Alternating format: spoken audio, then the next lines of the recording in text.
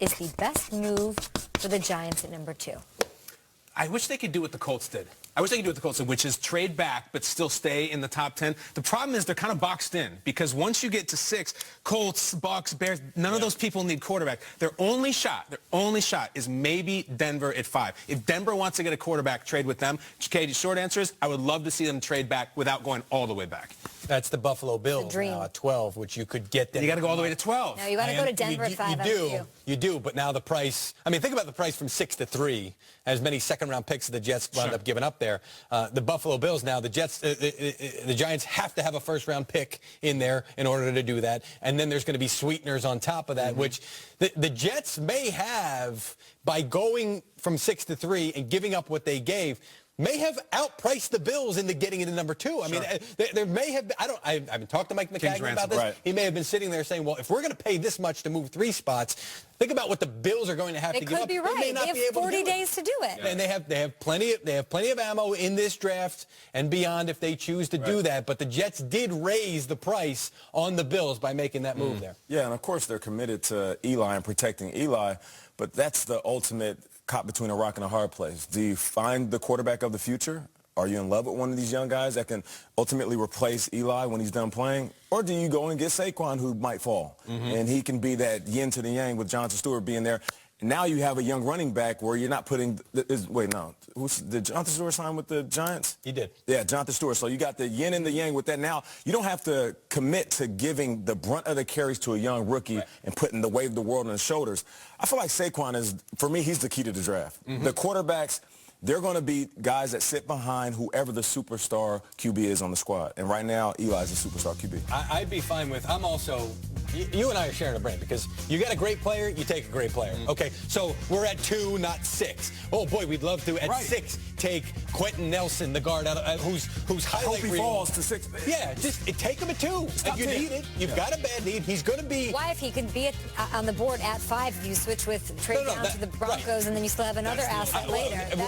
I'm with Kyle. Me and Kyle are sharing. That's a big if. But things have to align, including you have to find an agreement to make that trade. I'm just saying, if they stay in 2 and they just don't get enough from another team to make that move and risk it, you take the player that you love. Take him at 2. I don't care. Yeah, people will tell you, oh, you can get a guard in the second round, all that stuff. You can get a running back here. Take the player that you know is going to produce. Okay, all this talk about who New York's going to take at number 2, we need to do a segment called They Might Be Giants. I mean, that's a layup for us, guys. They might be Giants. That's it.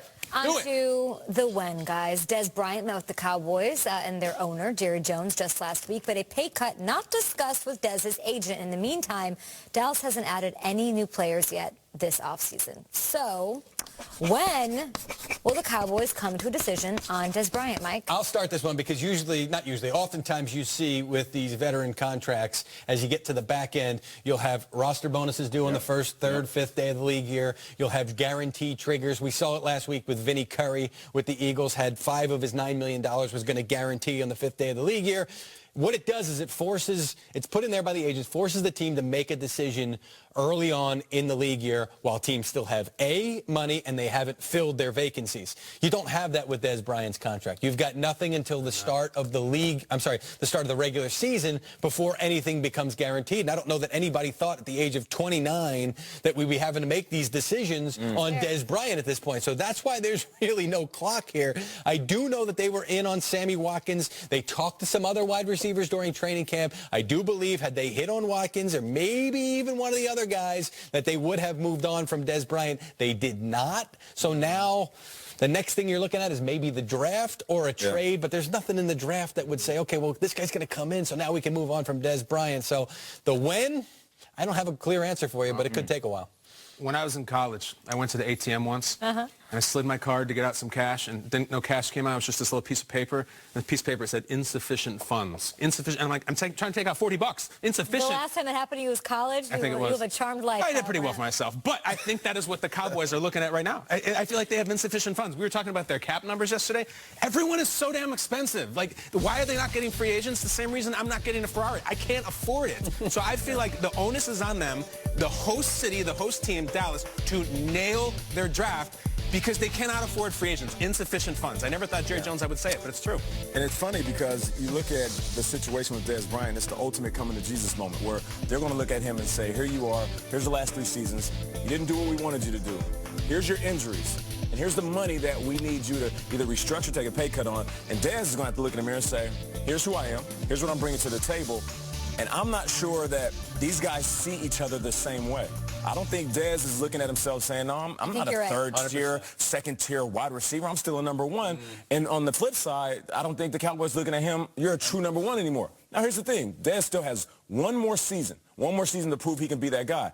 And it's not necessarily because he's older or that he's getting up there in age. I do feel like at this point in his career, we've seen him on the sideline quite a bit, which means these injuries are following him into every single season. So that slows you down. I'm speaking firsthand. I lost inches on my vertical. I lost speed on my 40. I lost agility moving side to side, even separating on guys. I remember when I was 30 years old, I thought to myself, man, when I ran a go route, I used to be way past this guy. I can feel him breathing on me right now.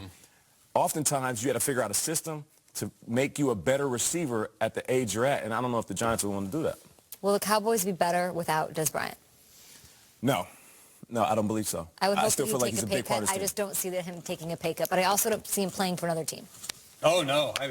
I think there's a shot that if he had to move on, that he would just walk away rather than play for another team. The guy really believes that star in his helmet is imprinted on his head. Making $16.5 million or being that against the cap and retiring is a negotiation. Like, I hope I think it's not black and white. You know what I mean? Yes. You can be a Cowboy at the right price. In the long run, that's the smartest move for everybody, no doubt about it. They got to use him differently. They got to use him like Larry Fitzgerald in Arizona. He'll get his production up. We've got the why. We've seen quarterbacks with cannons for arms before. Now Kyle Bowler and Ryan Leaf and Jamarcus Russell among them. And once they got into the NFL, it wasn't so pretty. So why are we hyping Josh Allen's arm so much, given the up and down track record of this? You know, it's just like arm strength for quarterbacks. It's like 40s for wide receivers or MPH for pitchers or Instagram followers for posers. That's how you measure these people. You know what I'm saying? Like, that's what is important to them, how many they have.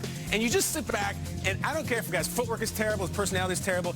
If he can chuck it a country mile, there's going to be someone who salivates over him and is going to draft him. That goes back, tale as old as time, okay? It'll never change. Song as old as rhyme. Angela Lansbury. Yeah, well, she killed it. Why don't you have your Ferrari, right? You're up against the cap, but you want your Ferrari. Why do you want your Ferrari? Because it goes fast. That's why. Right. And it's a nice little toy for you to have. Yeah. I sat for a game one time in the Bears press box, which is up in the upper corner of the stadium, looked down, and there was a throw that Jay Cutler made where I had the perfect angle. There was no window to throw it into. And that ball, zoop, right in there, and I went, okay, now I see it. Right. Now I know why. And one play like that, an NFL coach can see and fall in love with a guy. That's why. It's baking soda. I'm sorry. Talk about it. Baking soda. We've all fallen in love with the idea of baking soda, and not because he's white and white powder. I'm talking about Arm & Hammer. It's the brand. It's the Arm & Hammer of the draft. You always fall in love with a guy with a strong arm, and you always fall in love with the hammer, whoever's the strongest guy in the draft. I like this. We're looking at Saquon. He's the hammer of this draft. And we're looking at Arm and Josh Allen saying, he has it. Think about last year. Every single draft fall in love with one dude. It's the Arm & Hammer of every draft. And Nate, the baking soda takes the stink out of everything, too, if you put it in the fridge. I don't care if you put 3-week-old chicken in there, put that baking soda, it don't stink. You know what I like? We were making our points. And you didn't say Murder, She Wrote for Angela Lansbury? I should have. All right, that is it for Journalism 101. He's among the best defensive players in the